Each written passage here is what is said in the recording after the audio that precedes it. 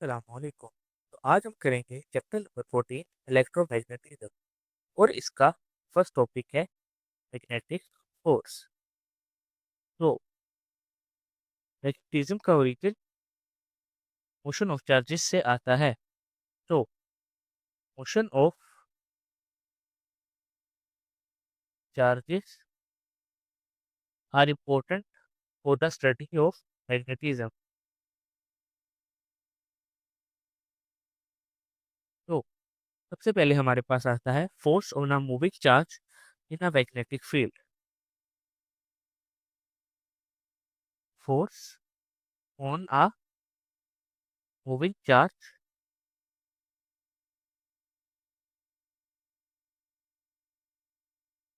In magnetic field.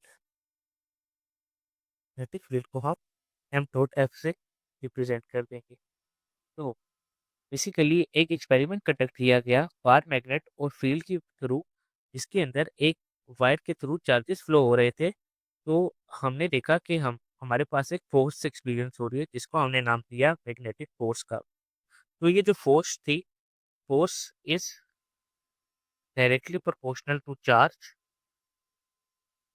Directly proportional to e और directly proportional to magnetic field. Basically ये जितना charge होगा उतनी ज़्यादा फोर्स होगी, जितनी वेलोसिटी होगी उतनी ज़्यादा फोर्स होगी, और जितनी मैग्नेटिक फील्ड होगी उतनी ज़्यादा फोर्स होगी। तो एक और कंडीशन जो कि बहुत इंपॉर्टेंट है, वो ये कि F is perpendicular to B and perpendicular to B, ये तीनों आपस में परपेंडिकुलर होंगे।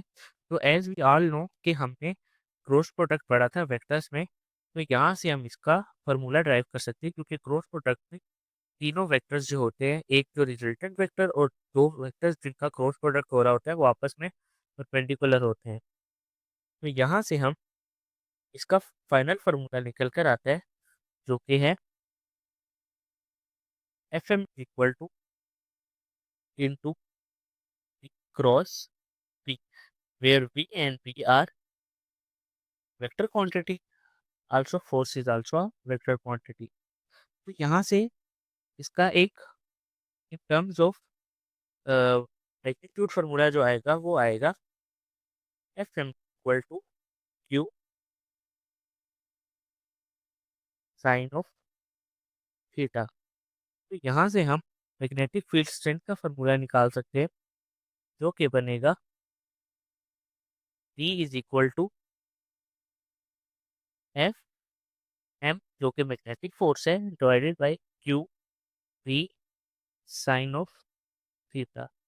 तो अगर हमारे पास फोर्स गिवन है तो हम मैग्नेटिक फील्ड स्ट्रेंथ भी निकाल सकते हैं। तो यहाँ पर एक किसी फार्मूले के थ्रू छोटी सी मैग्नेटिक फील्ड स्ट्रेंथ की डेफिनेशन बन जाती है। वो ये कि magnetic force acting on a unit charge electric perpendicularly through a magnetic field with speed of 1 metre. तो यहाँ पर मैं लिख देता हूँ magnetic force acting on a unit charge simple positive Q 1.67 into 10 raised to power - 19 coulomb entering perpendicularly through a magnetic field।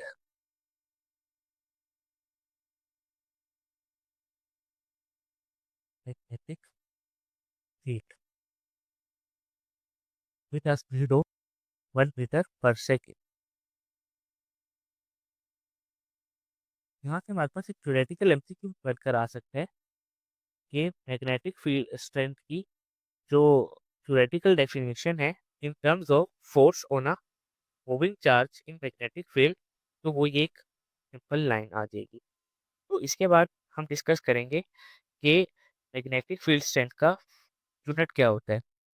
तो इसका unit होता है टेस्ला। तो 1 टेस्ला हमारे पास होता है न्यूटन सेकेंड पर कूलम मीटर। तो यहाँ से हम इसकी टेस्ला की डायमेंशन निकाल सकते हैं, जो कि एक थ्योरेटिकल एमसीक्यू भी फॉर्मूले वाला एमसीक्यू हो सकता है। तो magnetic field is said to be 1 Tesla if 1 Newton force act on a charged particle carrying 1 coulomb charge and entering a magnetic field at a speed of 1 centimeter per second perpendicularly. इसके अगर 1 Newton की force किसी charge particle के ऊपर लग रही है जो कि है जिसका चार्ज होगा 1 कूलम और वो परपेंडिकुलरली एंटर होगी मैग्नेटिक फील्ड के अंदर with the speed of 1 metre पर सेकेंड, तो उस फील्ड का जो मैग्नीट्यूड होगा वो होगा 1 टेस्ला। तो यहाँ पर हमारा फर्स्ट टॉपिक कंप्लीट होता है। इसके बाद हम करेंगे force on a current carrying conductor in a uniform magnetic field.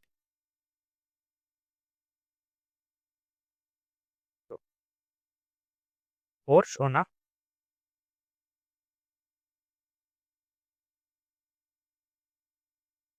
Current carrying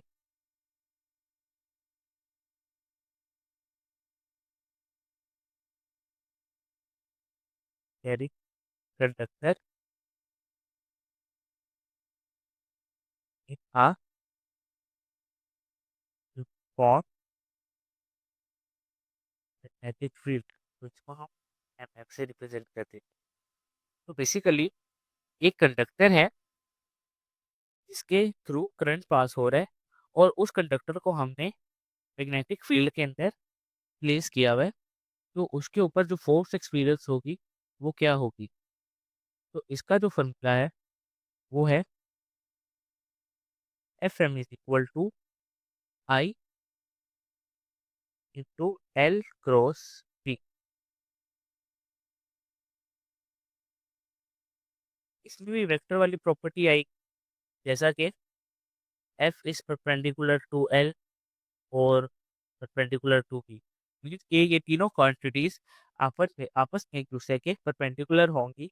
अब एक चीज डिस्कस कर लेते हैं कि यहाँ पे एल क्या है, आई क्या है, पी क्या है।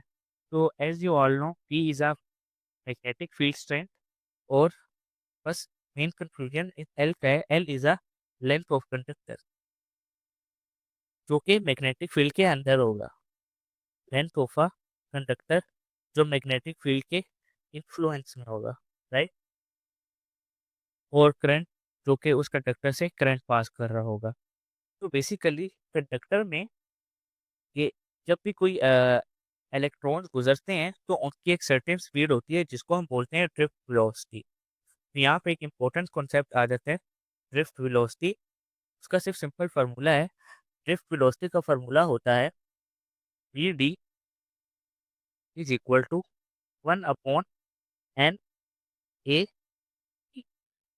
ई तो चार्ज हो गया, जो ए है वो होगा cross sectional area of that wire जिसके अंदर से करंट पास कर रहा होगा, और n is a number of electron passing from that area.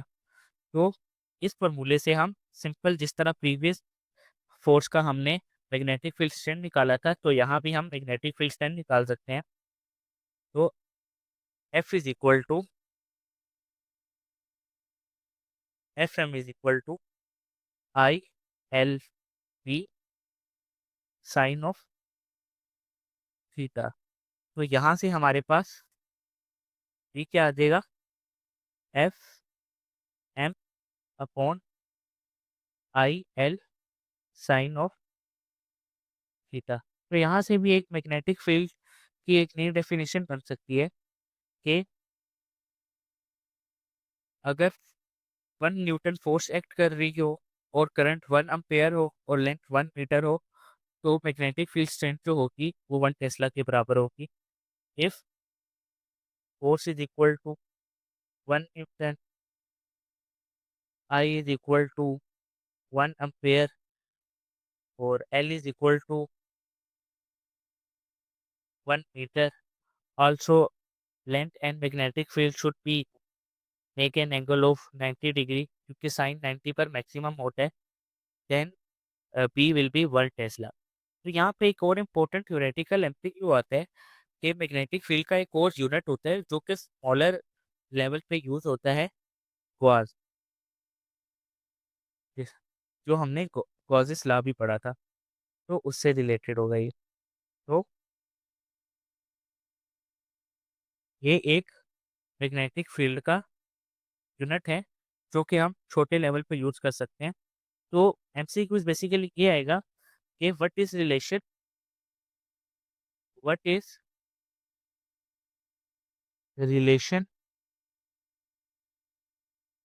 Between Tesla unit and Gauss unit. तो यहाँ पे एक थ्योरेटिकल एमसीक्यू आ जाता है, 1 tesla is equal to 10 raise to power 4 gauss. और वो ये भी पूछ सकता है कि 1 gauss is equal to 10 raise to power -4 tesla, क्योंकि ये 10 रेज़ टू पावर 4 यहाँ पर आके 10 रेज़ टू पावर -4 हो जाएगा। तो ये एक 2 थ्योरेटिकल यहाँ पे एमसीक्यूज़ हो गए। तो इसके बाद हमारे पास आज के लेक्चर का लास्ट टॉपिक है, वो ये है current carrying coil placed in a uniform magnetic field. तो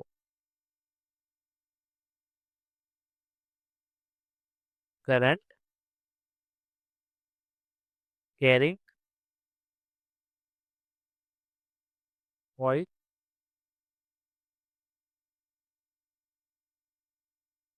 placed in a uniform magnetic field. तो करंट कैरिंग कॉइल को जब भी हम यूनिफॉर्म मैग्नेटिक फील्ड के अंदर प्लेस करते हैं, तो वो टॉर्क एक्सपीरियंस करता है।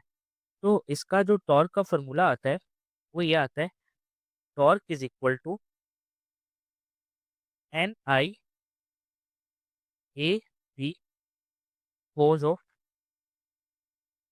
अल्फा, और NI AB sine of theta. तो यहाँ पे एक ये सवाल होगा कि कोस अल्फा और साइन ऑफ थीटा क्या होता है? तो बेसिकली ये इसको हम इस तरह से समझ सकते हैं कि ये हमने एक्सिस बनाया, तो ये एक वेक्टर है। तो ये वाला एंगल अल्फा हो गया और ये वाला एंगल थीटा हो गया। तो इसके जो रेज़ोल्यूशन बनते हैं, तो लाइक बिल्कुल थीटा के जो साथ वाला होता है वो होता है कोस। तो साइन अल्फा के साथ वाला होगा ये कोस अल्फा, और थीटा के परपेंडिकुलर होगा sine alpha, oh sine theta sorry.